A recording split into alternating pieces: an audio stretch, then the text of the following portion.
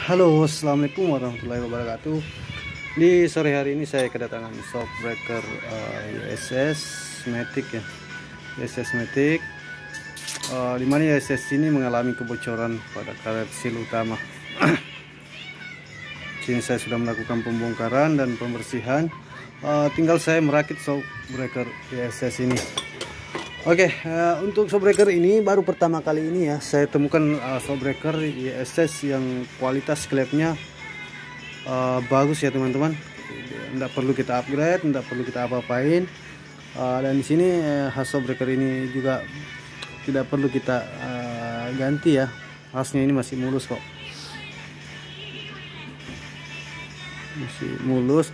Oke, dan shockbreaker USS ini mempunyai klep buka yang lemah lembut ya kawan-kawan, teman-teman. Nih.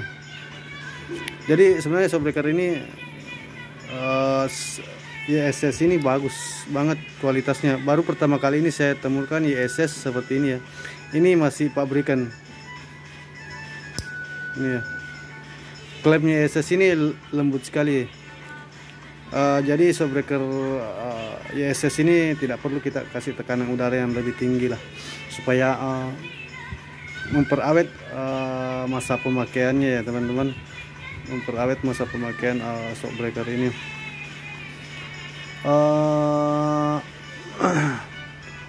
Untuk shockbreaker USS ini mempunyai peredam ya, peredam karet. Punya peredam karet di sini. Di sini dia punya peredam karet untuk menetralisir hentakan ya. Namun lama kelamaan karet ini juga akan mengeras ya teman-teman, karena pengaruh minyak. Oke, di sini saya akan mengubah atau memberi sedikit tambahan, pada karet ini ya. Saya akan memasang per peredam di sini, namun ada biaya tambahan. Saya akan memasang per peredam. Per peredam itu adalah bisa menetralisir jedukan atau hentakan pada piston ini, atau bisa mengurangi jedukan ya. Kalaupun bisa jeduk, dia akan mengurangi jedukan. Dan shockbreaker ini akan lebih empuk kita pakai teman-teman. Dan di sini nanti saya akan pasang pernya di bawah sini.